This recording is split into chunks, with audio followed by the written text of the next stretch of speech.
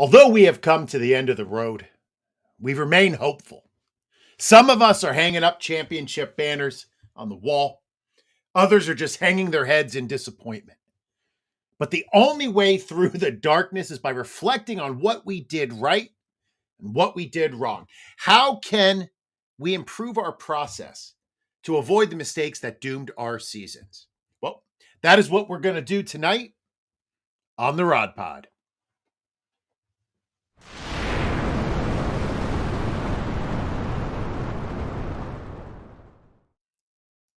It's time to pull up a chair and talk some Dynasty football. I am your host, J.J. Wenner, and this is the Rider Dynasty podcast.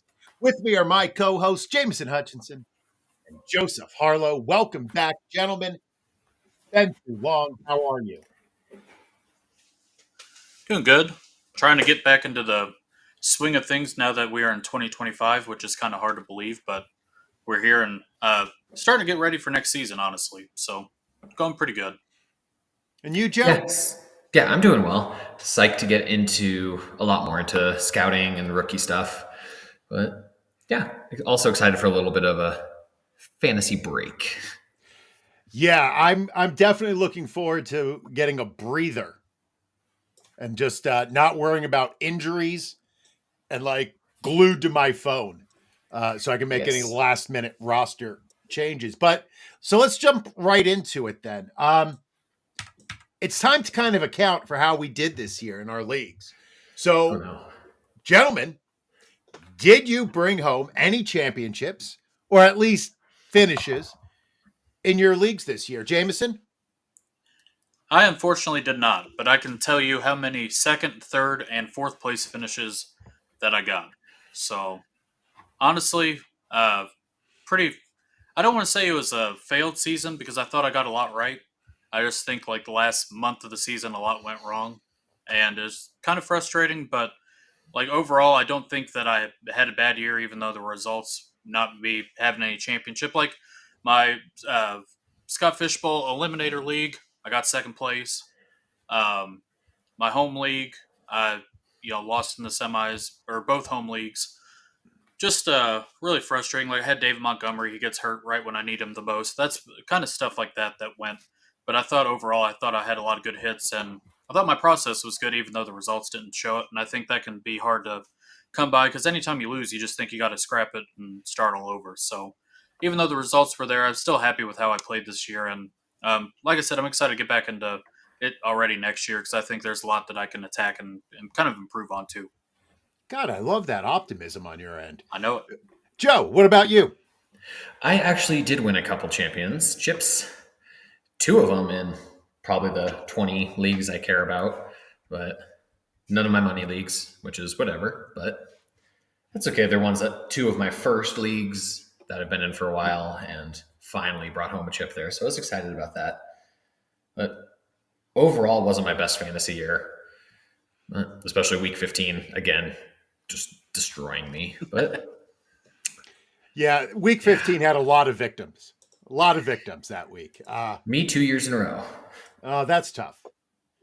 That's tough. So for me, I only won one league. Jameson, I won Mauricio's FC Eliminator.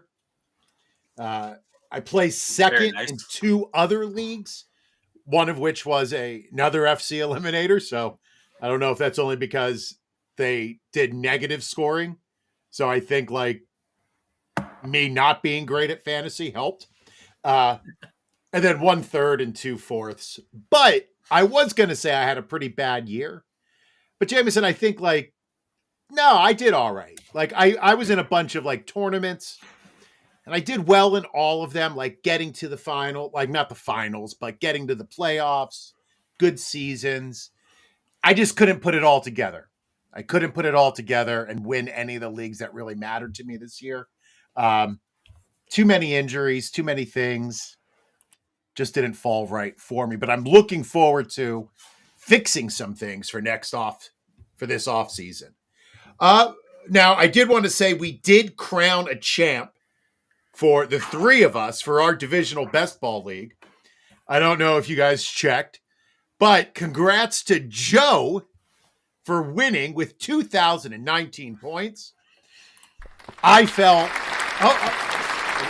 Quiet. Guys. No, stop. You have to take it off loop. Stop. All right. I double tapped. I'm sorry. Yeah, listen, sometimes that happens. I came 50 points short with 1,969 points. Jameson, nice. You came in third with 1,901 points.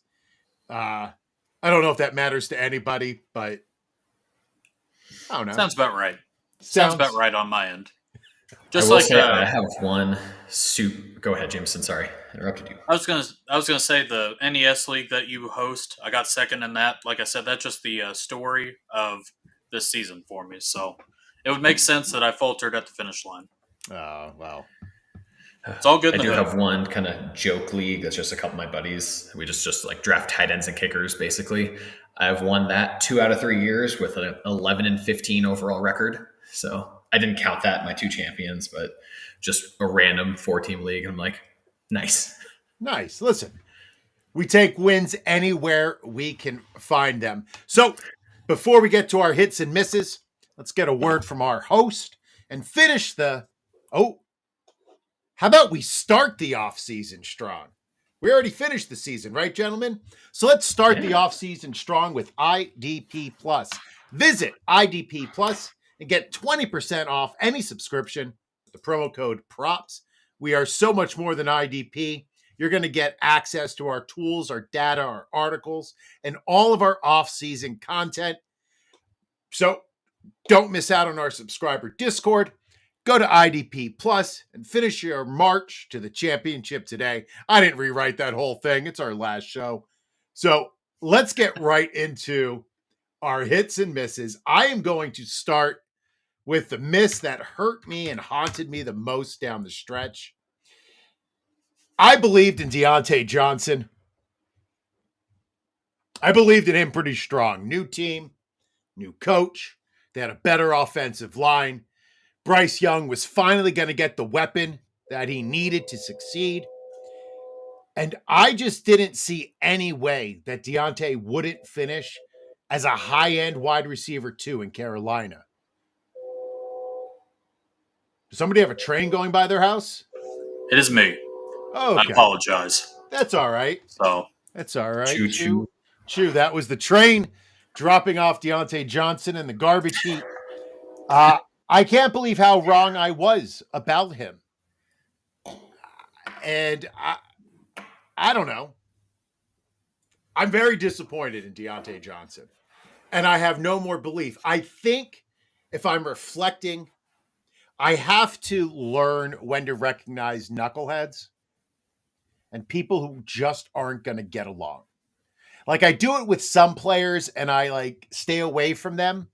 But I am still drawn to the messed up player who I just believe in a little bit too much. So I think I have to walk that back.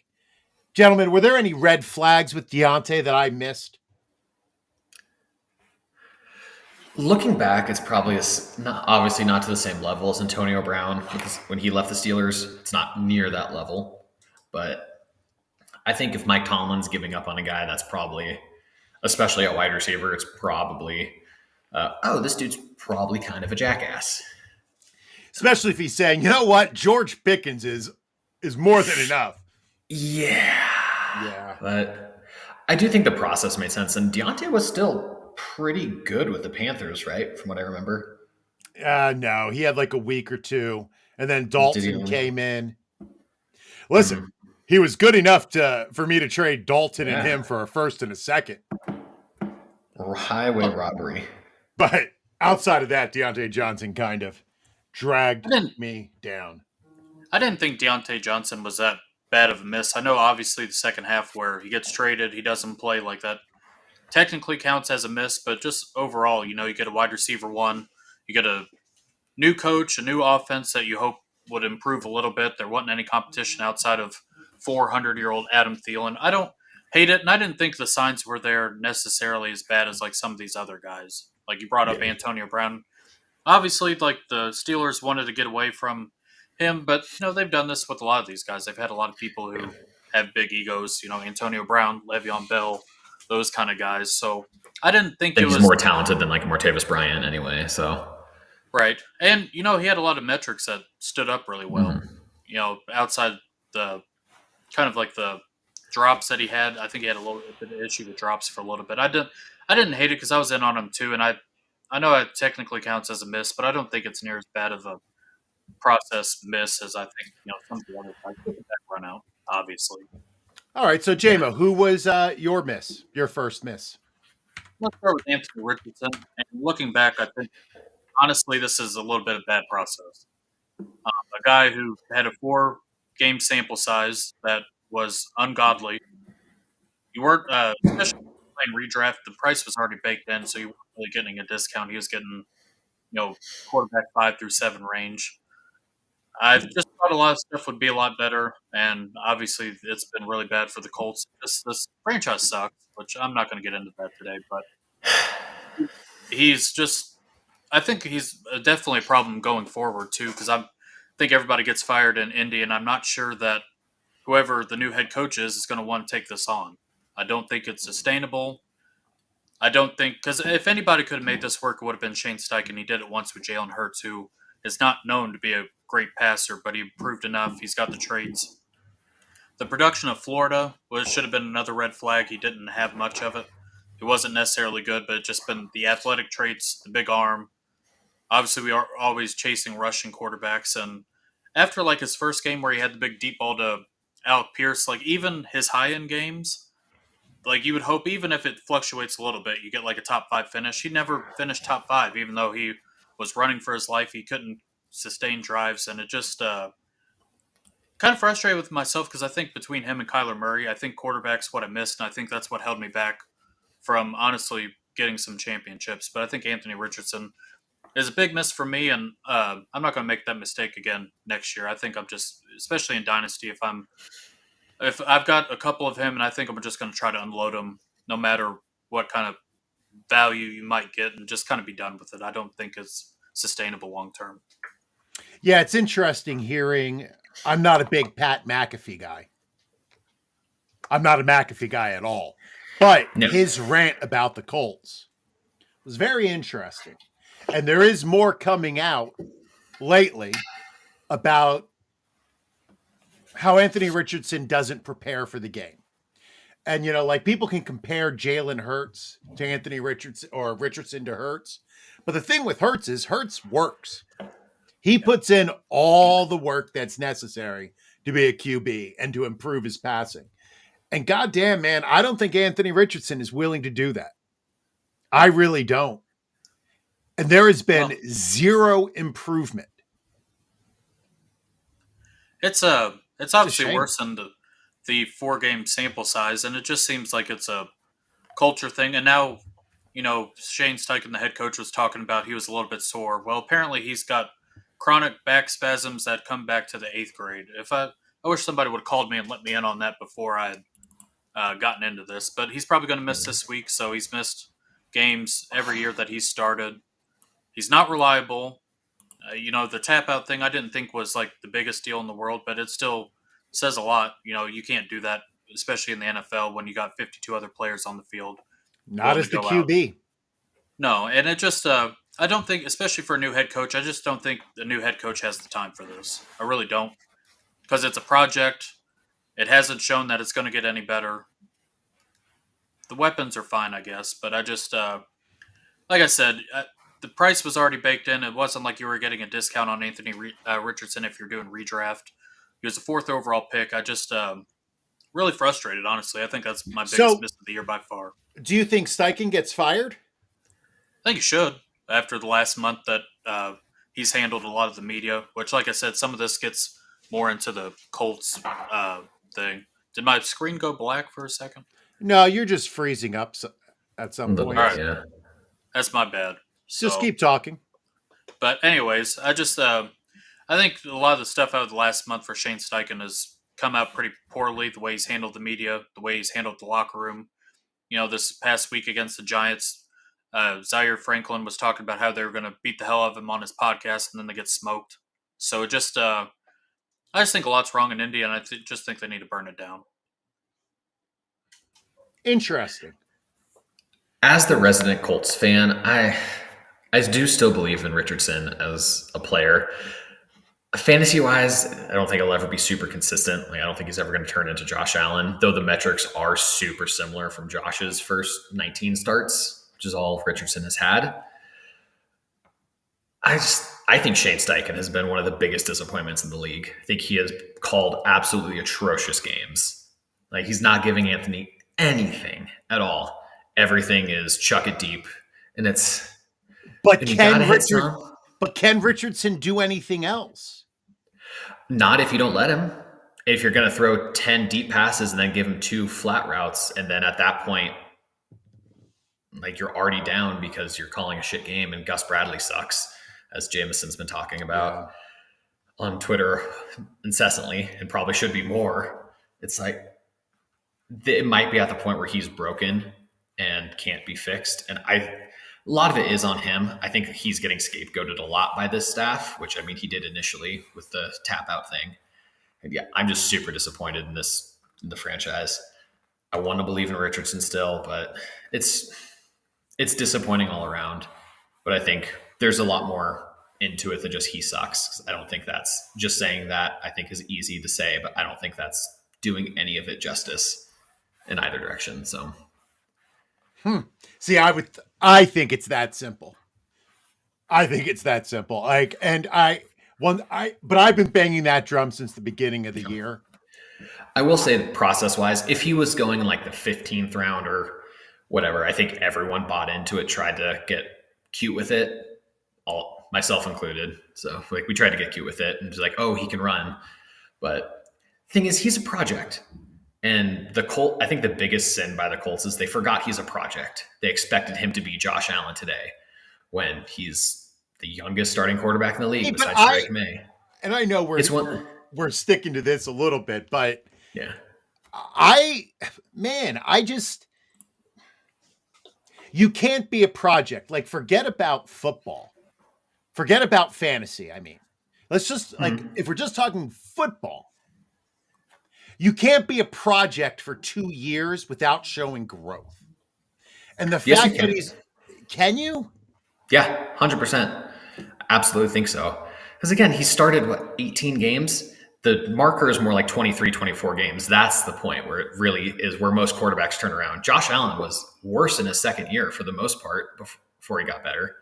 Jalen Hurts also got worse. Like, a lot of these guys get a little worse. CJ Stroud is significantly worse than he was. And a lot of that's culture. And they're very different players, of course. But yeah, but his work, like CJ Stroud's worse, is better than Anthony Richardson's best. For sure. I don't know. It's still. I don't know. Trey Lance isn't starting for a reason. Yeah. And had he gotten more than 3 starts in San Francisco, that could be different. And the injuries are a huge thing. The injuries are really killing him right now. But I don't know. I think if this franchise really thinks the thing is, they drafted him knowing he was a project. And if you really, then they threw the excuse out that, oh, Joe Flacco gives us the better chance to win, which was A, false, and B, you forgot what you're doing. This is just a full-on failure by the franchise. And by Anthony. I'm not saying he's blameless, because he absolutely is. He's absolutely has a lot of blame here, but I don't know. It's been a dumpster fire. I've been a Chris Ballard defender, and it's over at this point. It's over, Johnny. It's over. All right. Yep. Blizzard says, what's up, guys? Got offered the 1-1 for the 1-4 and his 26 first, probably 1-8 through 110 in a 10-team dynasty super flex with 3 flex spots. Would you accept this? Running backs are Kyron, Achane, Mixon, ETN. Wide receivers are Brian Thomas, AJ Brown, Garrett Wilson, and DK Metcalf. I think there's going to be a big drop off in this draft. Yeah. So if you're moving up for the 1-1, I'm assuming you're moving up for Genty. Yeah, right? Unless it's an IDP league, whereas if this is an IDP league, I would hold. If it's not, because then you have the Travis Hunter part of it. If it's non-IDP, I think I'd I would make that probably trade. I would say I would try to switch that first for DK and see if you can get like another 2 in there coming with you. Later Yeah. topic, but DK is someone I'm hands off completely. I want nothing to do with him at this point. All right, Blizzard. Hope that helps. Mr. Bakes a lot asks, what do we think of D. Winters from San Francisco? He's been doing okay in Greenlaw's absence by the end of the year, and he feels Dre is out after 2024. So what do we think? Anything about Dean? Oh, D. Winters. Dean Winters is an actor from Oz. That's somebody different. Just doing a little last second digging. Yeah, he's been solid. And Dre is like his contract is up. Yeah. And they're not going to have the money to re-sign him. Doubtful. Unless it's a 1-year prove it deal again. Yeah, but they have to pay Purdy this offseason, so. They actually have a lot of flexibility for this specific, or 2025, which is gross. But yeah, I mean, he's been solid. He's not someone I'm looking to sell or buy per se, but yeah, I think he's just another LB2 Stash. for a team. Yeah, might as well see. Stash and see what happens. All right. So Joe, what was your first miss? Yes. Well, we talked about Josh Allen a little bit with Anthony Richardson. We'll go with what I thought was going to be his top target this year, Dalton Kincaid. Just is he top 5 disappointment this year overall? It's like, absolutely insane. Looking at it, points per game, he's tight end 21 on the year. Oof. And yeah, he was hurt. He was hurt for a good amount of the year, but even outside of that, he just wasn't good at all. He regressed as a blocker, so saw less snaps. Dawson Knox took more snaps from him. Even as a pass catcher, last year he caught 73 of 91 targets from Josh Allen, which is like 75, 80%-ish catch rate. This year was 44 of 75, which is about 60. They weren't close at all. In the first couple of games, it looked like there were just a couple misses here and there. And it's like, okay, this is close. They're going to get it going. There was, I thought, legit reason for hope. And then you look from weeks 4 to 9, he had 7, 6, 7, 6, 7, 10 targets. So like that's like 7.5 targets a game. That is ideal. And he wasn't connecting on a lot of them. And it's like early season jitters, getting back on it. He was banged up. That's one of those things. It's like, okay. In the last 3 games, he has 16 targets, 10 catches for under 100 yards. It's like, he's just another tight end at this point. One of those things where I didn't love him as a prospect, but thought that he was going to just like be a takeover all the targets. Then really just didn't trust the quarterback enough to be like, hey, this guy isn't great. It isn't the greatest thing ever, so I'm not going to force feed him. It'd be one thing if it was a Travis Kelce or George Kittle, who's just a monster on the field, but Kincaid is just another receiving tight end, or he's an above average receiving tight end, but nothing special. Is he that much better than a Khalil Shakir or Amari Cooper? Doesn't super factor in since he was a midseason acquisition, but Keon Coleman, even if Matt Collins is a better blocker than Dalton Kincaid. So just super disappointed, and bad process by me to go against my gut so hard with what I thought on a player. Jameson, any thoughts on Kincaid? I think a lot of the process with Kincaid was there wasn't a wide receiver 1 or number 1 weapon for Josh Allen, and hope that you throw the dart and it lands. I mean, first round overall pick or first round pick by the Bills to get him. You know, he was supposed to be this big weapon. Kind of ends up in this like Kyle Pitts territory where, you know, they got all the traits and all that stuff, but the production's just not there. Also, they have Dawson Knox, who I know hasn't done much either, but like this whole entire receiving core for the Bills, they've all just kind of flatlined, and just every once in a while somebody will have a spike week. There's not one guy who has taken over, and they just kind of all do their part. Like Matt Collins will catch a touchdown one week, and then it'll be Keon Coleman, and then it's Khalil Shakir. So even if you took a chance on any of these weapons in Buffalo, like none of them really hit. Like Khalil Shakir maybe in PPR, but other than that, the tight end in general, especially like after the first couple, I think Dalton Kincaid obviously went way too high, and a lot of people aren't going to make that mistake again. And I'm not sure if he ends up in that like late round Juwan Johnson kind of territory next year, if that makes sense. Yeah, I think part of it too is just like a Khalil Shakir was going in the double digit round still, in Kincaid I know I was taking in the 4th, 5th round in non tight end premiums. That's about where he was going. It's like as tight end 3, it's like, okay, well, Well, the that's a other bummer.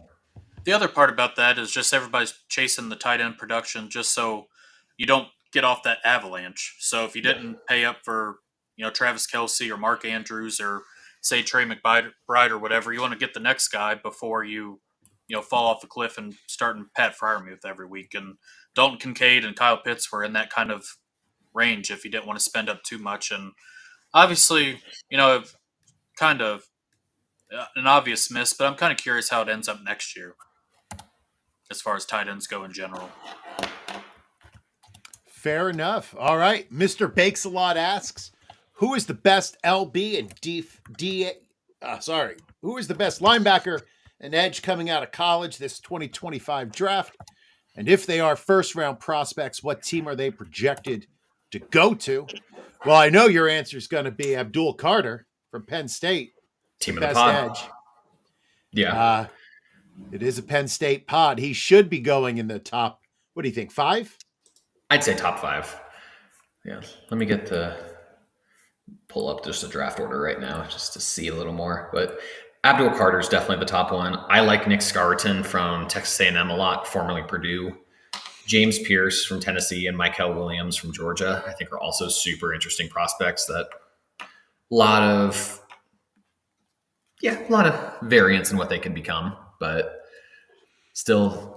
Then Jalen Walker is the best off-ball linebacker, but he's in that Micah Parsons mold where he's best as an edge rusher, but Georgia plays him as an off-ball backer. From pure off-ball linebackers, there's Jahad Campbell from Bama, Jeffrey Bassa from Oregon, and Chris Paul from Ole Miss. And they're all day 2 type prospects. I think they're solid, but there is no off-ball linebacker in this class that really is worth much. Well, that's not going to be like a game-changing sort of player. Yeah, so that's about Abdul Carter. I would love to see going to – oh, crap, wrong button. Sorry, I was trying to get a draft order, and my computer is not letting me. There we go. Carter, I would really like to see go into like Carolina, just the Brian Burns replacement. The Jets, I think, could be an interesting one. Yeah, Walker's probably 8 to 14 range, I'd say. Cardinals getting one would be sweet. Cowboys getting another linebacker. Walker to the Cowboys could be interesting, but we'll have to see. Nick Scourton to the Saints is one that I really like. I think he's a very Cam Jordan mold. He's a big, powerful edge rusher with some speed. I think that could be just take over there across from Carl Granderson. Go Pokes. All right. Well, let's get to our second round of misses. For me, my next miss was maliknabers. Now, I was on board with him for Dynasty, but I didn't think he'd be able to thrive in redraft with Daniel Jones at QB. So for me, the biggest issue was targets. Would they be passing the ball enough to get Malik the targets he needed to be successful? Well, he received 162. I was wrong. Now, not to hedge my mea culpa, but I will add that Neighbors was not consistent this year. After starting with 3 top 10 finishes in the first 4 weeks, he missed 2 games. And then when he returned, he had 2 wide receiver 1 weeks, 1 wide receiver 2 week, and 7 wide receiver 3 or worse finishes. So he still put up a lot of points. Overall, I think I could have benefited from drafting him a little bit more. And I'm hoping that with the more competent GM QB combo, he's going to be more consistent next year. but Maliknabers was a definite miss for me. Jameson, any thoughts on Malik? I think it's fair though, because he's him, Marvin Harrison Jr., especially in redraft, got pushed up the board like way too much. Both of them have pretty iffy quarterbacks. And I know Malik Neighbors had a really good run out during the fantasy championships, but there were some weeks that you didn't know which quarterback was going to start. It wasn't necessarily like a slam dunk to start him, so it's tough. I mean, next year he'll end up probably second round, I would assume, probably mid second round, depending on who the new quarterback will be there. He could probably get moved up. Obviously the talent is there, and that's especially for Dynasty. You're probably pretty happy with them. But as far as redraft goes, I don't blame anybody for not wanting that because for the price that you were paying, he wasn't necessarily a must start.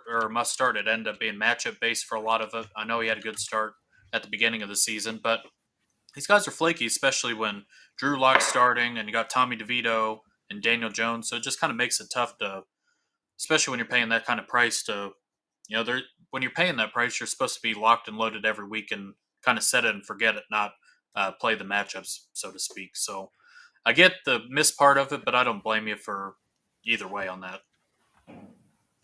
Yeah, I feel like we've seen so many of these super talented young receivers with nothing to be kind at quarterback, though Swaglock had one of the top 8 quarterback performances of all times against Gus Bradley. Woo. Love being a Colts fan some days. But terrible. I'm trying to behave. Insanity. But anywho, we've seen a lot of these guys, Terry McLaurin's entire career. Garrett Wilson, who was solid for the past couple of years, but just solid.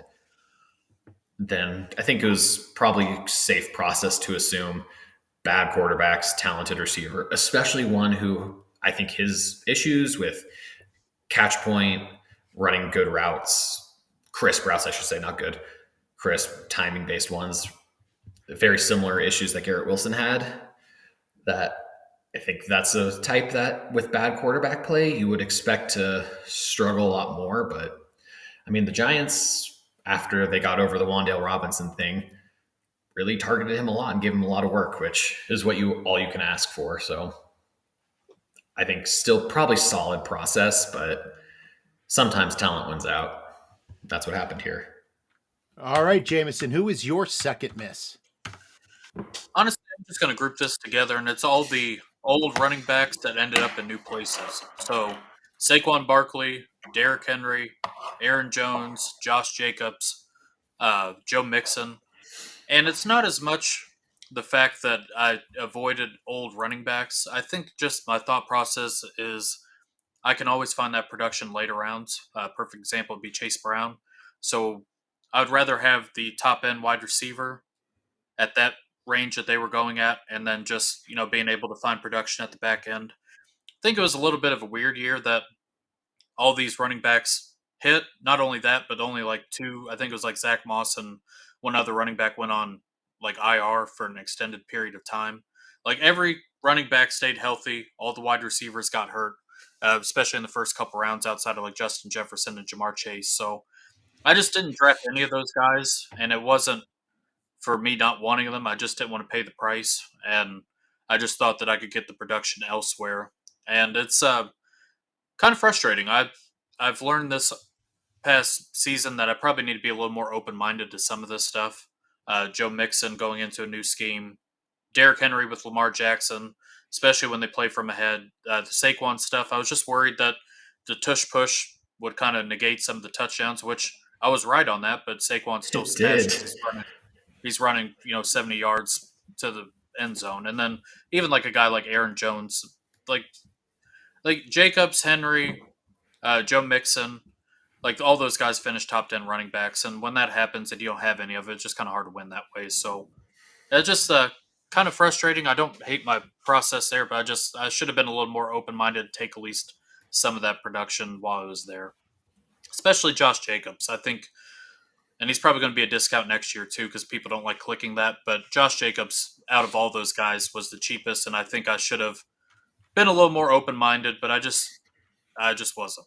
So that's on me. All right, Joe, who is your last miss? I'm going to keep with the running back theme there and go with Chubahubbard for the Panthers. This is one I also did not love him as a prospect and thought last year, I know he took over for Miles Sanders in 23, but I thought he looked like garbage. I genuinely thought Miles Sanders looked better still last year. And they just gave Hubbard the chance because he was on a rookie contract and see what you got. And then this year, he was a legit, really good running back. So, hell yeah, Chuba. The Jonathan Brooks thing factored in a little bit. Obviously, Brooks getting hurt again wasn't on the radar. I didn't expect Brooks to be much of a factor for the first part of the year. But even taking that part out of it, just the chance Chuba got, he made the most of it and looked really good. And the contract, yeah, it's weird when they took a running back in the second round this year, but you got to pay the guys who are good on your team. Then Brooks obviously gets hurt again. But similar to the Marlon Mack, Jonathan Taylor thing for the Colts a few years ago. Yeah. But honestly, good for Chuba. I still don't think he's a top 10 running back, but he's a legit, I don't know, Tua comparable from quarterback position. Super solid. Tua Purdy, super solid, gets the job done. Not super worth replacing. And he made the most. He got a good deal. And he's been, where is he at running back ranks right now? Running back 12 points per game. Good for you, Chuba. Super improved. I think a thing to take from that is guys, especially a running back, can improve later on in their careers, especially when given a workload. So, yeah. All I can say is I was wrong, Chuba. I'm sorry. Well, I'm sure Chuba will accept your apology. But enough about our misses and the negatives. Let's talk about what we got right, Joe. So what was your first hit this season? Justin freaking Herbert. Everyone was freaking out. Like, calm down. Dude has been a top 5 quarterback since he stepped on the NFL field. And his second year. We'll call him a rookie, a top 5 quarterback. But, he's been awesome. Yeah, he was, I think, QB 13 this year. People were talking he was going to have 16 pass attempts a game and just do nothing. And yeah, again, quarterback 13 isn't anything to super write home about, but dynasty-wise, he's just fine. He's going to be awesome still. He's a top 8 quarterback. And like we talked about, was that our last episode? A couple episodes ago? Anyway, we talked about that was a show I missed with the kiddo, the quarterback tiers. He's in that maybe a little below Burrow because he doesn't have the guy like Jamar Chase. But he's awesome. Everyone calm the hell down. These great quarterbacks, trust the great quarterbacks. Yeah, I thought it was interesting, Joe, how everybody was just saying how they weren't going to pass at all. Because of Greg Roman and Harbaugh. Yeah. But if they had the interior O-line that the Chiefs had in Derrick Henry, okay, we could talk there, but it's their interior offensive line is with the Bengals and the Bears is the worst in the league. Yeah. And then their running backs are J.K. Dobbins was a cool story, but he's been hurt a lot still. And Gus Edwards and Kamani Vidal haven't been anything to write home about. So imagine if they can get a Tyler Warren or another good receiver in there to go with Ladd. I think it's really wheels up. I mean, Ladd McConkey's awesome, but if he's your only target and Herbert's still, and the film is insane. It's insane. He and Burrow have elevated so much this year. Yeah, it definitely won't happen, but somebody like a T. Higgins going to that team. Yeah. And I think a Tyler Warren or Colson Loveland, Harbaugh's old tight end, that's probably the range they go in. And I think if either of those get there, that's just a monster in the middle of the field for Herbert. And that Greg Roman will love to use. Remember how good Mark Andrews was? Yeah. Yep. All right. Jameson, what hit do you have for us? I've got Chase Brown. Joe Mixon leaving, going to Houston.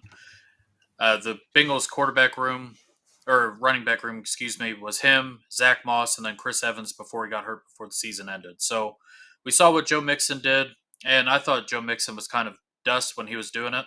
So either Zach Moss or Chase Brown, somebody was going to benefit, and ended up Zach Moss getting hurt, and Chase Brown just ended up being the bell cow for basically the second half of the season. So Chase Brown was just a late round flyer coming out of Illinois. He was a workhorse back. I know we had talked about a lot before the season that he had like this screenplay that was a big highlight, and everybody just said he couldn't do anything else, which wasn't the case. Takes some time. That's something that a lot of us just don't have as patience for these players to kind of come around and kind of mold into their own. And Chase Brown really took off the second half of the season. So when I talked earlier about these old running backs that I didn't play on, I drafted a lot of Chase Brown. He was on a lot of these teams. Of course, they didn't finish, but I mean, I couldn't be happier with my process there going with Chase Brown. I took some Zach Moss too.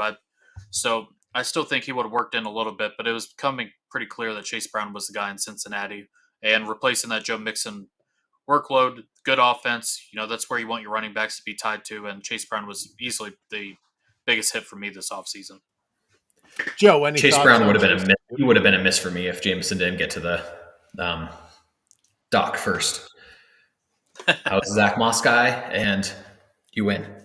You win this one Appreciate it. by a freaking landslide. Yeah, Like, I think it's similar to a Chubahubbard level player. He's solid. I think if like Ashton Genty falls to them, I think they should absolutely jump on that, but that probably doesn't happen. And I think that's not the worst case scenario. Brown looked really good. and they have more pressing needs than taking a first round running back. Yeah, like a defense. Yes, they do. Yeah. Can they Can you draft the whole defense? They need to. I do think that the Bengals will probably bring in some competition. This rookie class seems like, as far as running backs go, there's going to be a whole lot of them to choose from. And, Zach Moss will come back. We'll see. He was fine. He was more of the grinder, and Chase Brown did a lot of the prettier stuff. But I'm curious to see, especially for Dynasty, but like even redraft where he gets drafted, if he gets elevated kind of to that Bucky Irving range where a lot of people are going to be excited from his production this year.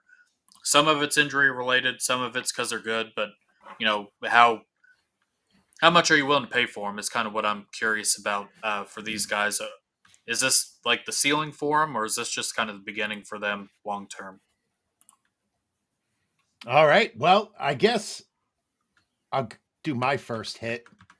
On an earlier episode of the All Out Blitz, we discussed QBs to avoid by ADP. And I was out on Dak Prescott. He was going as a QB1. To me, I didn't think he had the weapons needed to thrive this year. And just so you know, before you start saying it was about injuries, let's remember that even in points per game, he finished as the QB 19, tied with Derek Carr and Caleb Williams. So Dak wasn't great when he was playing. He only posted 2 top 12 finishes in the first 9 weeks. And Dak has consistently had a problem in his career of putting together back-to-back great seasons. Last year was great. This year wasn't shaping up to be that way. Now, maybe he's going to have a few more targets when he comes back healthy next year, right? Maybe a weapon or two, maybe a new head coach, offensive coordinator, but probably not. I was kind of hoping he wouldn't re-sign with Dallas and might go elsewhere. Maybe my beloved Jets, but there's a strong chance none of this happens.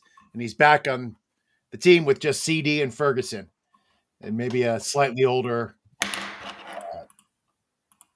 Tolbert to throw to, or Turpin. I love Jalen Tolbert as a prospect, but as your wide receiver 2,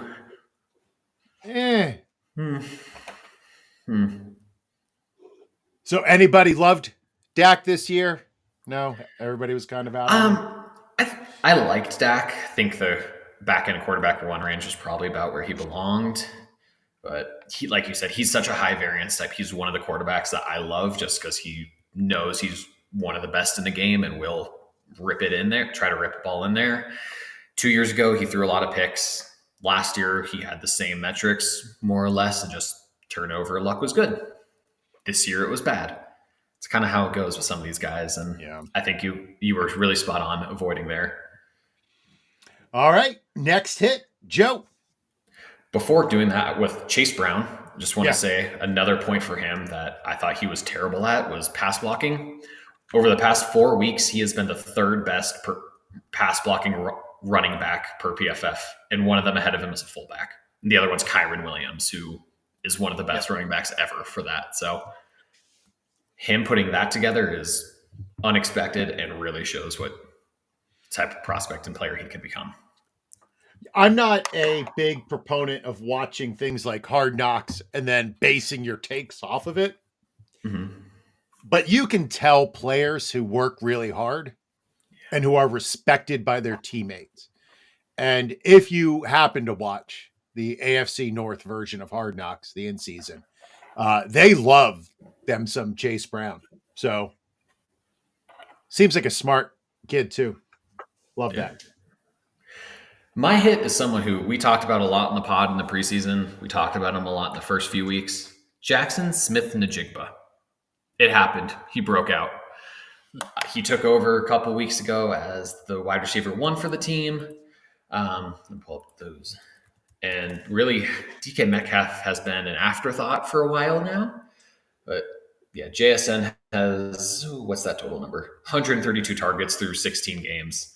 Just awesome pace. Has 1,100 yards, almost 100 catches. Not a lot of touchdowns. I think that's kind of expected. But he's a top 12 wide receiver right now for sure. And I think it's something all of us thought was like he could get there. Might take a little bit of time. I think we talked about him on the Dynasty. We talked about him as a Dynasty buy show after week 11. And hey, that's about when he broke out. So I think that was after the first game that he's had 13 targets. And then it's been music ever since. Yeah, I know a lot of our discussion was around that he was taking that next step to replace Lockett this year. But then he would still be number 2 to DK. But he definitely seemed to step over DK on the way. It's been great watching him play. Jameson, any thoughts on JSN? I liked him a lot, and I think DK has just had a ceiling, and I think people look at him and kind of see maybe like an AJ Brown type ceiling, and I think DK is just where he's going to be. He's got some head case issues as far as like on the field, like he gets in fights, like does a lot of dumb stuff, and it just seems like there's another part of DK Metcalf that should be tapped in that just hasn't. But JSN coming out of college, it was highly regarded. He had the weird rookie year, and I think a lot of people were off and didn't. Like I said before with Chase Brown, just a lot of these players take time, and that's something that we just aren't patient about. The second-year breakout, this third-year breakout, those are real things. And obviously for JSN, he had the new coordinator. Gino's playing really well, especially for how bad the offensive line is. And just if that gets better, I honestly think that Seattle could be like a Super Bowl contender. I really do. But JSN, I mean, he's probably going to be a big. I'm curious to see where he goes next year because I think I'll be buying a lot of him, and I think he's going to be like a 3rd-round wide receiver. And I think that's honestly a little cheap for his production. He's been solid, and honestly, like a really safe floor wide receiver too. He's not been pretty boom or bust compared to some of these other guys.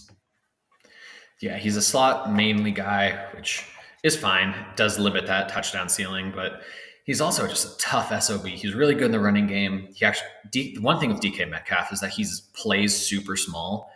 Like he doesn't play like a George Pickens where he's just going to dunk on you, but he has a 10 percentage points lower contested catch rate than JSN does. So that's kind of what DK has always been.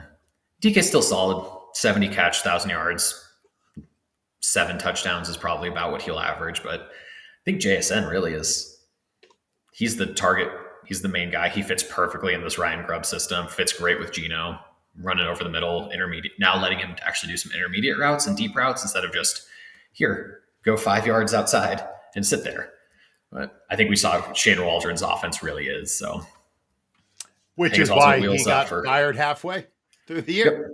Yep. Roma Dunze, stock up, I think, assuming they don't hire like another idiot. There's a good chance of that, though. Good chance of that. Sorry, Bears fans. Speaking of weird franchises, JJ, I just saw that the Jets completed an interview with Louis Riddick for their GM job. Any thoughts there? Yeah, it's innovative. I wouldn't be against it. Now, listen, I am a big Joe Douglas fan. I don't think Joe Douglas should have been fired, but uh, you know, I'll take anybody over Brick Johnson and LOL. his Madden ratings being in charge of the Jets. I like Joe Douglas a lot too. I think you could make an argument that he could turn into Chris Ballard, where he's just stuck at the 14th best GM and just can't do anything more than that, and they rip the Band-Aid off early. But that's clearly not what happened with the Jets. No.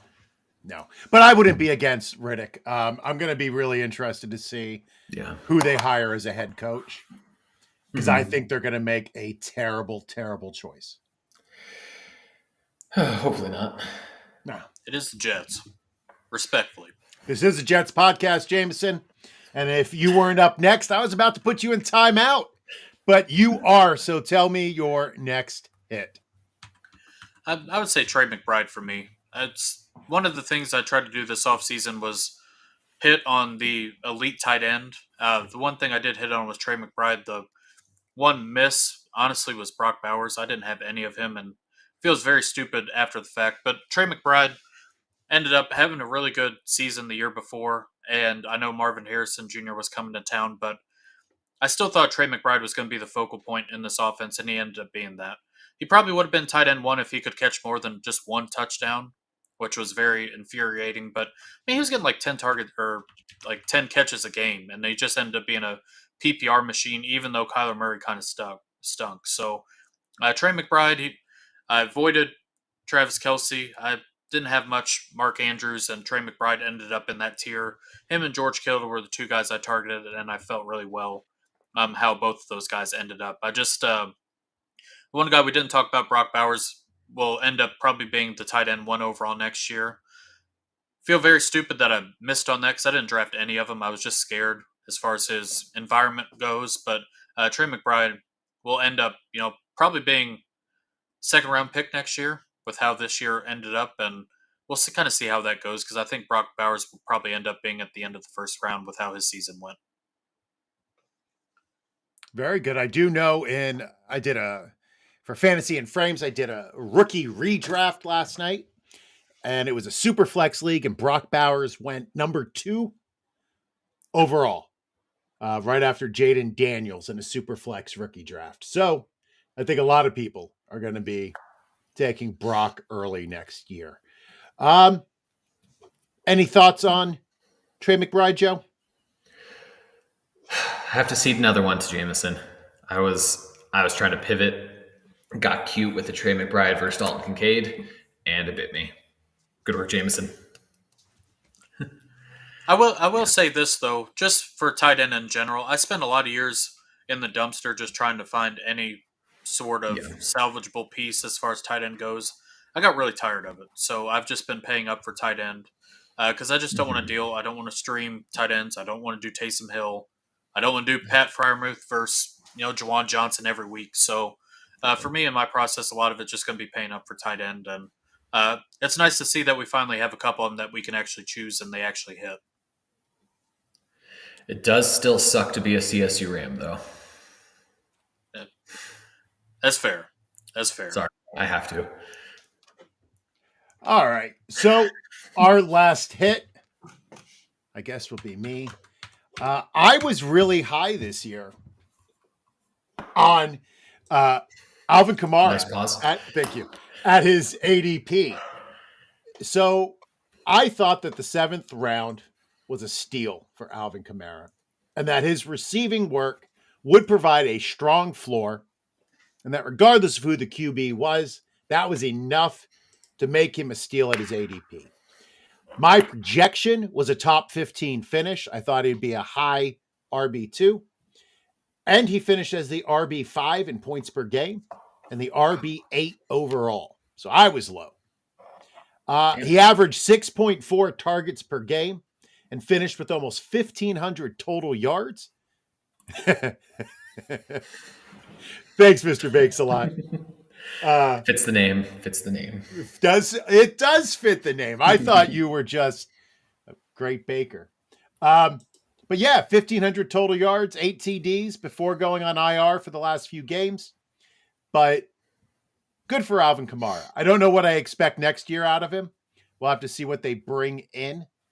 But I thought he looked pretty good this year. What about you, Joe?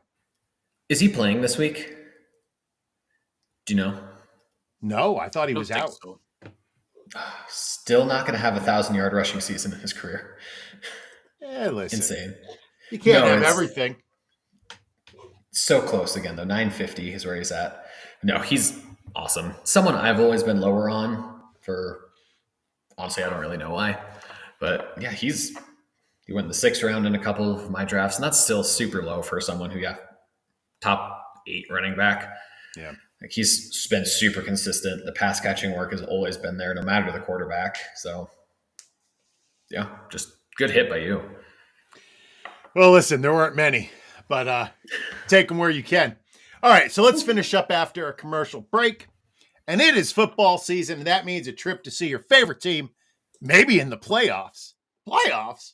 Well, with Expedia, you get the best prices when you're traveling, and we are thrilled for our partnership with them. Do you need a flight to Denver, rent a car in Miami, or a hotel in San Francisco? Not for the playoffs, you don't. So go to idpplus.com/Expedia and build the best package to travel to the big game. All right, gentlemen, third segment is wide open. I did not plan anything. Is there anything we want to talk about? Should we talk about coaches and who the Jets are going to sign? Do we think Ben Johnson actually signed somewhere this year? Yes. I do. I think Ben Johnson sees what happened to Bobby Slowick and is like, man, maybe I should take an opportunity, even if it's not the best, just because one bad season and all of a sudden nobody's talking about you anymore. I think the thing with Ben Johnson is he just wanted to be with an actual quarterback. A lot of these offensive minds just kind of take whatever job's open to them, and they kind of end up in a place to fail. And I think Ben Johnson sees that he wants to be set up for success. A lot of these head coaches that end up in some of these situations are doomed to fail from the start. So I think Ben Johnson just kind of sat and kind of picking his spot, and I think there's going to be some that are open this year for him. So where do we think he goes? Does he go somewhere with Jacksonville where he has a quarterback who is just disappointed that maybe he can breathe a little life into? I think it's possible. We'll see if Trent Baalke gets canned as well. It seems like he's going to stay. I've seen a lot of stuff with Chicago, which that's kind of a little goofy. I think honestly, if Gerard Mayo in New England That's got what fired, I was going to say. I think him and Drake May would be fun for the whole family. Personally, they'll end up probably with the number 1 overall pick as long as they lose and do the correct thing this week, and they can probably trade that, get a wide receiver, get some more defense with some of those picks, and kind of be set up for success. I do think there's more options than there was last year for him as far as like an actual place that was decent, had a quarterback in place, and so on. Yeah, I agree. The Patriots would be the most interesting spot there. Giants, I guess, depending on what they do, head coach, GM, ownership tends to be a good group, though that's a little different in recent years. Yeah, I feel like Patriots or Bears are probably the most likely options. You don't think Jacksonville? Trevor Lawrence and Brian Thomas Jr.? I think it makes a lot of sense. I just think Trent Baalke's going to be there, and I think Ben Johnson's smart enough to not go to that. If they fire Baalke, I think the Jags would be way up there, though. But I just don't see it happening. Then other head coaches, Liam Cohen, Bucks OC. I could see him and Jason Light. What's Jason Light's AGM's name? The AGM for the Bucks name totally just escaped me, but he's a hot commodity right now. I could see them packaging somewhere, whether it's Jacksonville, Chicago, Giants option as well. I think something like that makes sense, but I don't know. There's a couple defensive guys who are solid. Aaron Glenn, I could see him going back to the Saints. I don't think they're going to do a full teardown. Mickey Loomis is untouchable there, and I think they just go with someone they know, like Glenn. So, I mean, just a question: is Aaron Glenn a good coach? yeah, he's a spectacular coach. I know the polling that they did, I think it was about this point last year, he was named as the best defensive coach in the league by players. I think that's interesting. Yeah. I know he's dealt with a lot this year, but I'm not saying I'm not impressed. I just don't think he's the best. But that's just me. I think he's more of a culture and team build guy than a specific schematic guy, which I kind of think is where the league's going to turn more to now that the Sean McVays and Kevin O'Connell's have dried up. I think we're seeing with Shane Steichen that we're kind of dragging the barrel in the bottom of the lake now. Right. That makes sense. Yeah, I get torn when it comes to the Jets. I'm not sure where I want them to go. We definitely need culture, but I don't know if any culture is going to survive the Johnsons. Yeah. Where do we think Vrabel ends up? I would love see the Jets and Raiders a lot.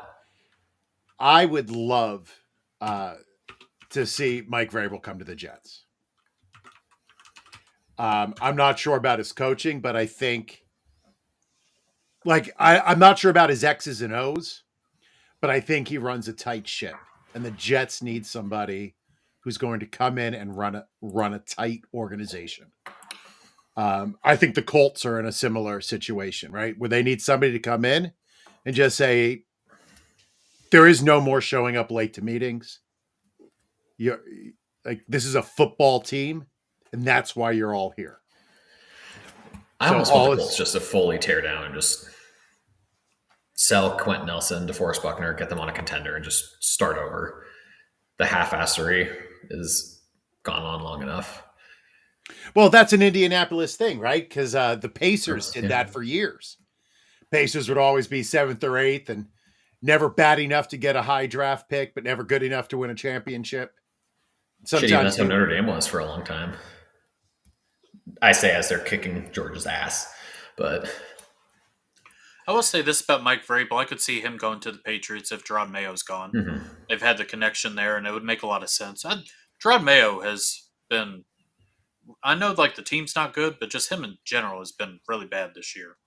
As far as coach speak, press conferences, the blatant accountability. Lying, yeah, or lack thereof, throwing the offense coordinator under the bus. I just not been impressed at all with him. Yeah, there's only a few true leaders in the coaching position out there. I mean, you talk about guys like Tomlin, Harbaugh, Dan Campbell, Andy Reid. These coaches who just, I don't know, you have to be able to command a room. Yep. You know, being all buddy and funny, like Mike McDaniel, like I like him, but, and I don't mean this in a bad way, like this season he's looked like he's a coke dealer on the sideline down there in Miami. Like, and I know he has the struggle, so I'm not insinuating anything about what he's going through or doing. Yeah. But you're not 20. You're almost 40, or you are 40. Put on a pair of pants and coach. But now I'm being a boomer, so you guys, young people, discuss. I don't think it's totally a crazy thought.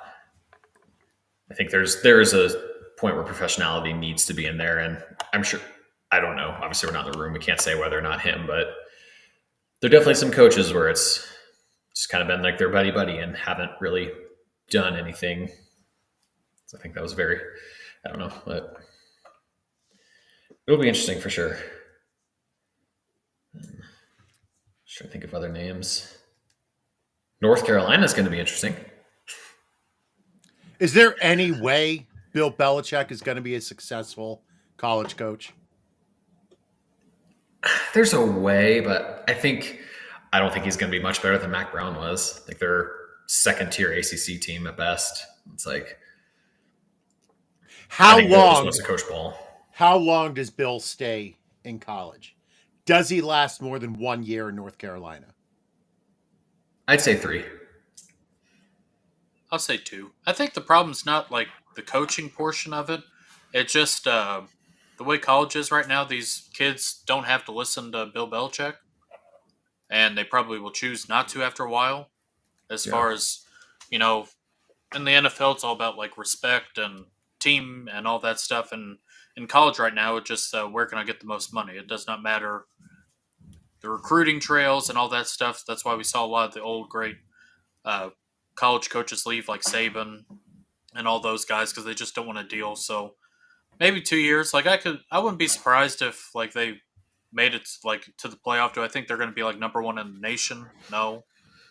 Worry about offense too. It seems like he's bringing a lot of his old pals to North Carolina, so it might be this same old thing.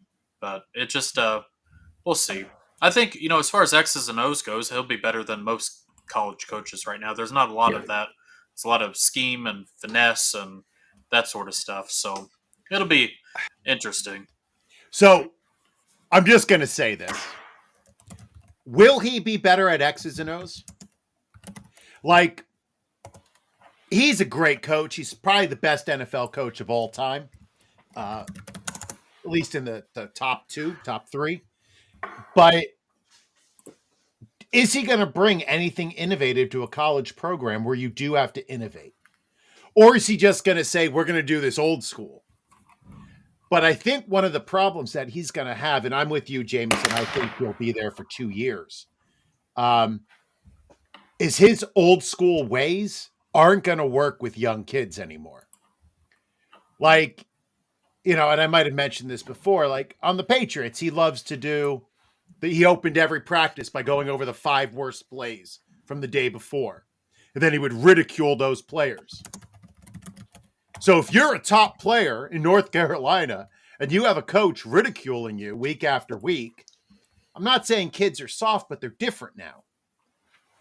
And at the end of that season, that kid's going like into the transfer portal and he's getting the hell out of there because he wants his ego stroked.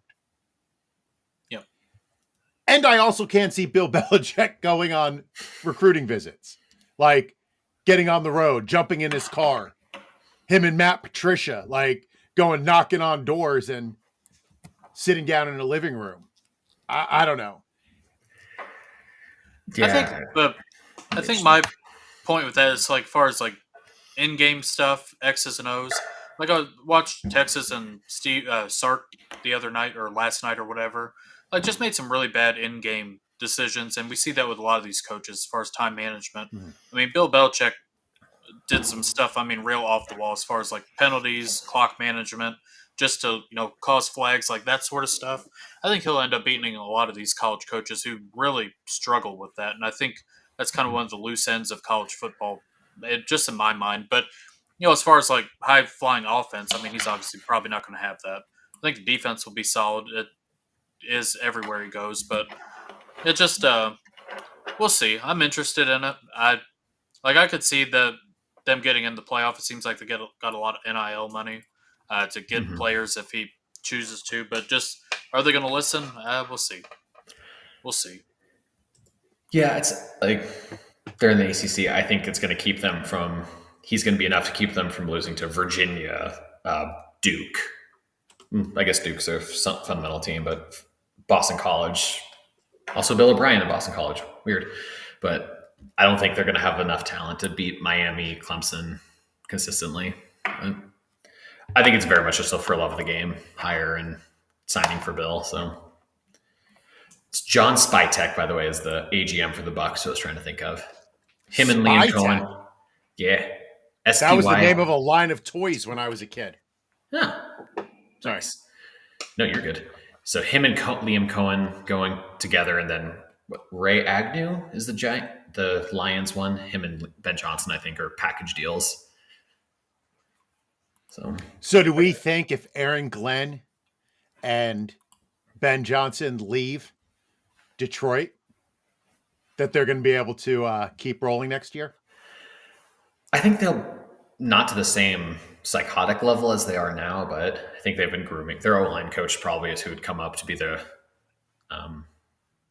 Who's their play O-line caller. coach? Is that Fraley? I think so. The old Eagles center? I think so. Let me look real quick. I have that page up. Offense. JT Barrett's their assistant quarterback coach. Wow. Yeah, it is Hank Fraley. Okay. So probably him or Mark Brunell would come, who's the quarterback coach, would come up. Then I know Teddy Bridgewater is in the building, and there's a lot of thought that he becomes the quarterback coach next year. So, Yeah, I saw that after coaching his high school team to a state championship. He re-signed. Good for him. I always loved Teddy Bridgewater. Staff too. Damn, they have a lot of former players. Kelvin Shepard, Well, Sean Hamilton, Deion Hamilton. Wow. There is something to say about guys who have played the game. Yeah. You know, and getting the respect of the people around them. Mm-hmm. I have another question. The Vikings quarterback situation. I want to know, what would you guys do with the Vikings quarterback situation? This is my guarantee. And if you're listening, probably like the 4 people still listening, I guarantee you that whatever the Vikings do, it'll be the wrong decision, because you can't make a right decision in this circumstance. I mean, Sam Darnold just got you to 14, possibly 15 wins. Possibly the top seed, but definitely the playoffs. And would you be willing to bet $10,000 he could do it again next year of your own money? Gah! I don't know. Like, that is a tough bet. But he just did it. So are you going to say, I'm releasing you, let you go make money elsewhere, and now we're going with the rookie who's hurt? If McCarthy didn't get hurt and had 2 knee surgeries, I think it'd be a very different conversation. But he hasn't had time to practice at all. And are we then going to assume that the top half of all the rookies all turned out well? Right. Like, somebody has to suck out of these, right? These kids. And Jaden hit, Caleb played decently, Bo Nix played above what I thought, Drake May is performing well, and Michael Penix hasn't looked terrible coming in at the end of the season. Yeah. So, like, man, if JJ McCarthy can play well, but again,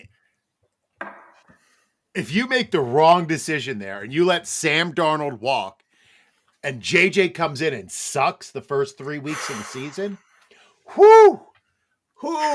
man, is that fan base going to lose their shit. I don't know. Jameson, what do you do? Yeah. I'd let Sam Darnold walk. But that's, I think for this team, I think it starts with Kevin O'Connell, and I think he would get the most out of, I mean, he had an astronaut cooking. I mean, just all the stuff. They love J.J. McCarthy in the draft process. If they let J.J. McCarthy come back and play, all that money that they'd give to Sam Darnold, they can build around the team, which is already set up really well. I thought Kwesi made some off-season moves as far as like free agency that really helped this team get to where it is.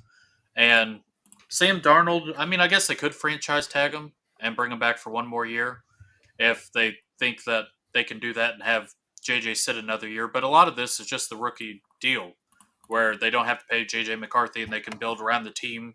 And we've seen Kevin O'Connell do this, it seems like every year. So I'd like Sam Darnold, kind of going just with him, Geno Smith, some of these guys who were left for dead and kind of show back up and play really well just because of how bad the situation was before. Maybe like Baker Mayfield too. Maybe some of these teams start taking more chances on these guys instead of spending up in the draft for quarterbacks who might not be ready, and just kind of build. This class too, and just build a team around them and give them a foundation that's not crumbling before they walk in the building. Like I said, I think Sam Darnold's done really well. I think he's honestly been really good for what he is, and probably more impressed than a lot of people expect. But at the same time, if they don't franchise tag him, he's going to get like $100 million deal somewhere else. I mean, there's so many teams that could use a quarterback that's just decent like him. Hope he turns out like Geno Smith to where he can, plays pretty well. And that's kind of, Wait, I don't why think did you have to go with another Jets QB? I'm feeling a little attacked right now, buddy. He played for the Chargers too. Maybe I was talking about Chargers, And the Geno Giants. Smith, and the Giants. Yeah, but you weren't. I'll say Baker Mayfield then, who's been Thank you. awesome too. So it just, I think, honestly, as far as team building goes, their offense is set. Justin Jefferson's been paid, Addison, Hawkinson. They could draft a running back and fill in for Aaron Jones if he gets too old. But defense has been playing really well under Brian Flores. I think after how bad things went in Miami, I don't think he gets another head coaching gig. So he'll probably be back. They can put some more pieces. Offensive line's good. They're going to have Christian Darrisaw back next year. I mean, it was set up really well for McCarthy, who they spent high in capital. They loved him during the draft process. Showed a lot of traits like, what if he just walks in as Sam Darnold? I mean, they'd be thrilled with that. So I think Sam Darnold ends up walking, and rightfully so. I think he deserves to get paid, but I wouldn't blame him if they franchise tagged him and kept him another year, depending if they make a big run here in the playoffs. Can you franchise tag a player at any point in their career? Yeah. Yep. Unless they have it in their contract where you can't, like Dak had. I think if they franchise tagged him, he'd be $41 million next year. So just about what you would pay if you were actually paying a quarterback, like on a regular deal. So you're obviously not going to sign him long term because then JJ McCarthy would be a waste. But I think JJ McCarthy is going to be really good in the league too, especially with Kevin O'Connell. Yeah. I think he's re-signed Sam. I don't know how you can't, especially with like the shots in the locker room. The team loves Sam. It'd be one thing if it was just like, hey, good job, guys. You did great, Sam. But they love him. I think Baker signed a 3-year, $100 million deal this year. I think something similar, call it 120 with inflation, whatever.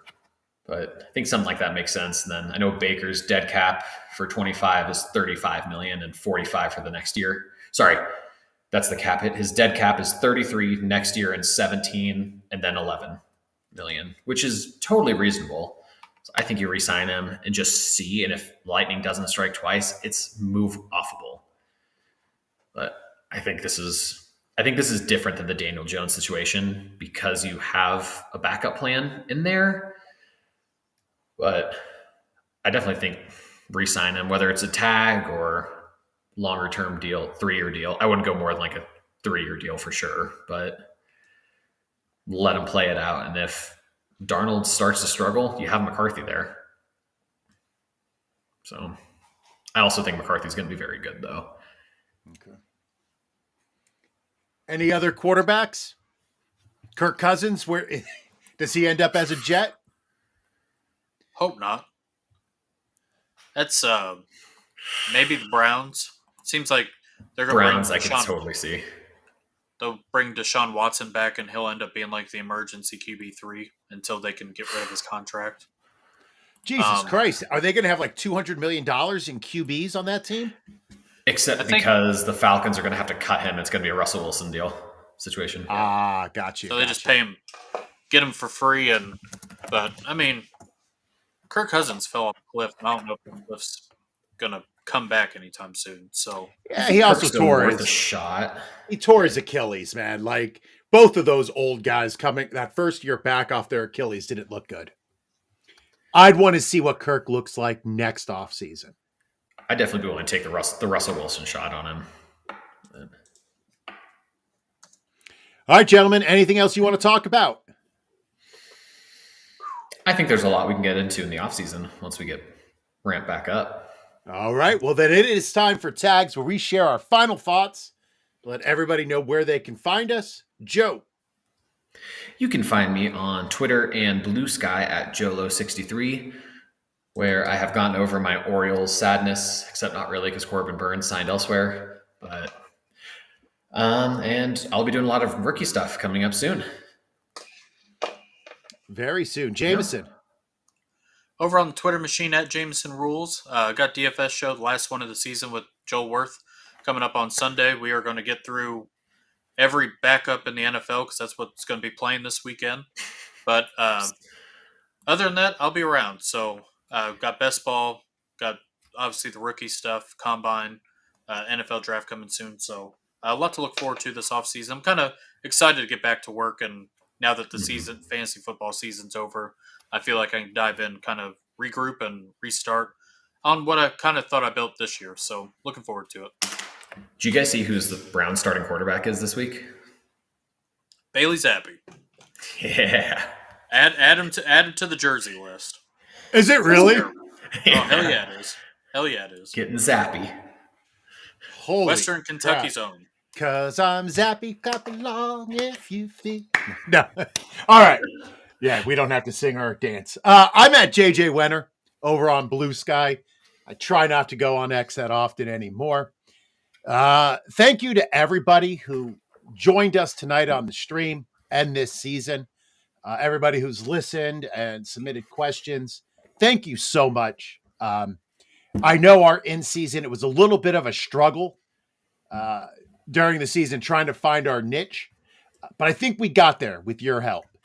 And, you know, in-season content is hard. It's hard to figure out what to talk about, especially from a Dynasty perspective. But we appreciate everybody who stuck with us this year. Thank you to Joe. Thank you to Jameson for all of your hard work. I had a blast. You know, Joe, you got me back into podcasting. So we started out, 40 some episodes ago.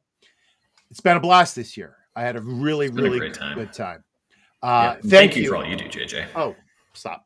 It's my pleasure. Never. Thank you to everybody at IDP Plus, Ricky, Nate, Santa, Matt, Gary, for all of your work helping us this year. Thank you to Grant and Brittany, who were with us earlier this year. We're going to be back in March. We're taking a little bit of time off, but we're going to be back just in time for free agency with Dynasty content. But until then, from all of us to all of you, be safe, be well, and as always, boat drinks, my friends. Boat drinks. Thank you for watching the IDP Plus YouTube network. If you enjoyed this video, give it a thumbs up and don't forget to subscribe to our channel. Be sure to tap the bell icon to get notified whenever we upload new content.